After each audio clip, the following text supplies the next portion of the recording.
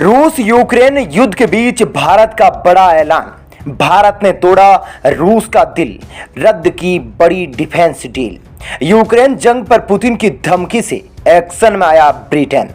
नमस्कार, एक बार फिर से आपका स्वागत है प्लेनेट 4 पर। तो दोस्तों, इन सभी खबरों के बारे में हम आपको विस्तार से बताएंगे, तो वीडियो को अंत तक जरूर देखते रहिएगा। दोस्तों, इस वक्त रूस दुनिया भर की चुनौतियों का सामना कर रहा है। एक और जहां वह यूक्रेन से संघर्ष कर रहा है, तो वहीं इस संघर्ष के कारण दुनिया भर के देश रूस पर आर्थिक प्रतिबंधों की बौछार कर रहे हैं, जिसकी वजह से रूस की अर्थव्यवस्था भी प्रतिदिन गिरती जा रही है। लेकिन रूस के खिलाफ तमाम देशों के एकत्र होने और मोर्चा खोलने के बावजूद रूस काफी ज्यादा आश्वस्त था भारत और चीन को लेकर, क्योंकि यह दुनिया की सबसे बड़े मार्केट है जो रूस के साथ खड़े हैं। हालांकि चीन इतना ज्यादा रूस को सपोर्ट नहीं कर रहा था, लेकिन रूस को भारत के प्रति बहुत ही ज्यादा आशा थी। लेकिन अब दोस्तों, भारत ने रूस को एक बड़ा झटका दिया है।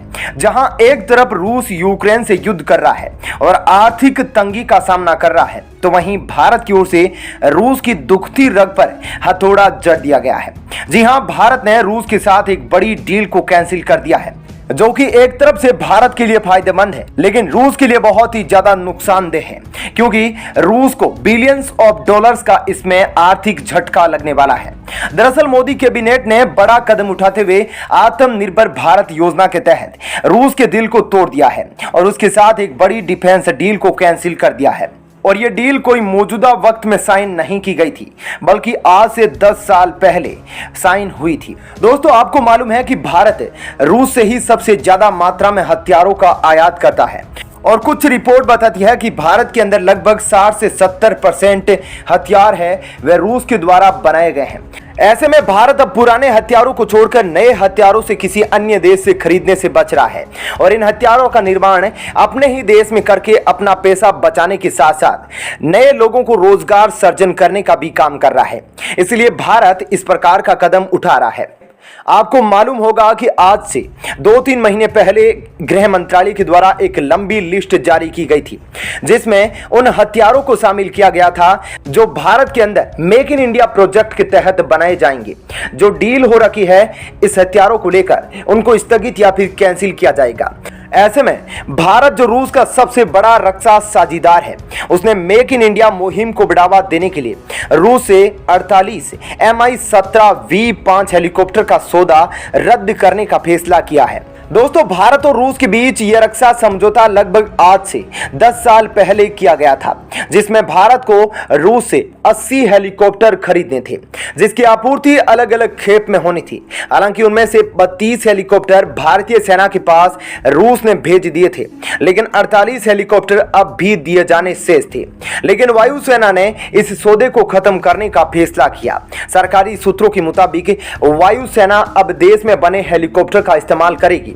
यह सौदा रद्द करने का फैसला रूस यूक्रेन युद्ध के शुरू होने से पहले किया गया था। आपको बता दें कि दोस्तों, भारत ने यह डील तब कैंसिल की है जब अमेरिका समेत दुनिया भर के देश रूस को अलग थलग करने के लिए भारत पर दबाव बना रहे थे और भारत को रूस के साथ साझेदारी खत्म करने की बात कह रहे थे। ऐसे में भारत का यह कदम उन देशों के लिए बड़ा संकेत होगा जो भारत पर रूस के साथ व्यापार को खत्म करने का प्रेशर डाल रहे थे।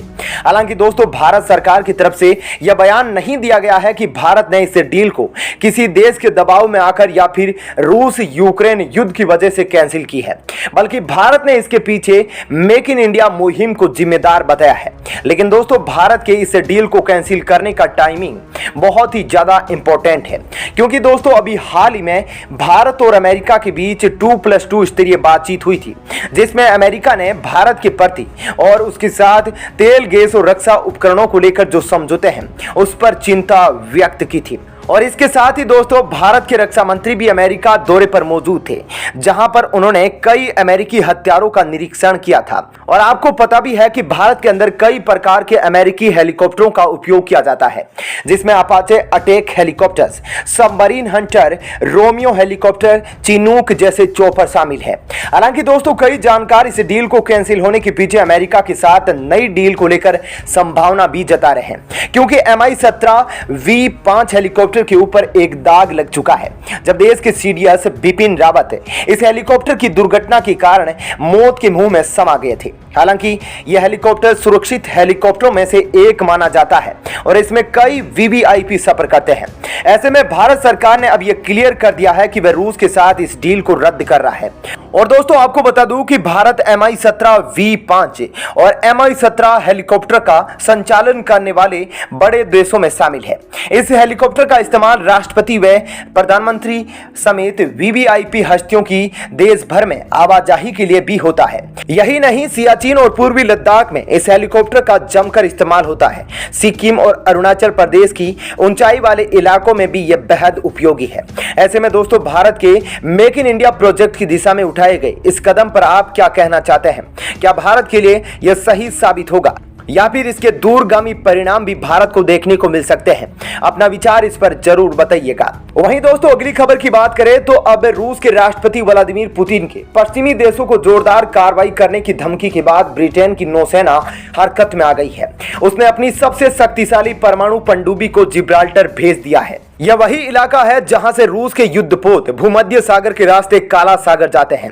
काला सागर में ही इस समय रूसी नौसेना और यूक्रेन के बीच जोरदार जंग चल रही है। रूसी चेतावनी के बाद ब्रिटेन की सबसे नई और दुनिया की सबसे घातक पनडुब्बियों में से एक HMS ओडिसस को भेजा है। एस्टूट क्लास की यह पनडुब्बी हंटर किलर मानी जाती है, जो दुश्मन की पनडुब्बियों और युद्धक जहाजों पर टॉर्पीडो से हमला करने में सक्षम मानी जाती है। साथ ही इस पनडुब्बी में किलर टॉमहॉक क्रूज मिसाइलें लगी होती हैं, जो जमीनी हमला करके दुश्मन के किसी भी इलाके को तबाह कर सकती है। यह परमाणु पनडुब्बी 97 मीटर लंबी है। जिब्राल्टर में यह पनडुब्बी अमेरिका की USS जॉर्जिया पनडुब्बी के साथ तैनात है। HMS ओडिशा से पनडुब्बी 1200 किलोमीटर तक किसी भी लक्ष्य को बेहद सटीक तरीके से तबाह कर सकती है। इस पनडुब्बी में अपनी खुद की ऑक्सीजन और समुद्री पानी से ताजा पानी पैदा करने की क्षमता है। इसकी वजह से यह पनडुब्बी लंबे समय तक बिना हवा की जरूरत के पानी के अंदर रह सकती है और काफी दूरी तक युद्धक मिशन को अंजाम दे सकती है। ब्रिटेन ने इस सबमरीन की तैनाती रूस के बोरिस जॉनसन और अन्य मंत्रियों पर यात्रा बैन लगाने के बाद की है। रूस के विदेश मंत्रालय ने कहा कि ब्रिटेन की सरकार के अप्रत्याशित शत्रुतापूर्ण कार्रवाई को देखते हुए ब्रिटिश सरकार के कई राजनीतिक चेहरों को रूस के स्टॉप लिस्ट में डाल दिया जाता है। इस लिस्ट में बोरिस के अलावा वित्त मंत्री ऋषि सुनक, विदेश मंत्री लिज ट्रूस, रक्षा मंत्री बेन वोलेस आदि शामिल हैं। इससे पहले रूस ने फिनलैंड और स्वीडन को परमाणु कार्रवाई की भी धमकी दे डाली थी। ऐसे में दोस्तों आपका इस खबर पर क्या कहना है कमेंट सेक्शन में जरूर बताइएगा। फिलहाल के लिए इस वीडियो में इतना ही, लेकिन डिफेंस से रिलेटेड वीडियोस को देखते रहने के लिए चैनल को भी सब्सक्राइब कर लीजिएगा। धन्यवाद।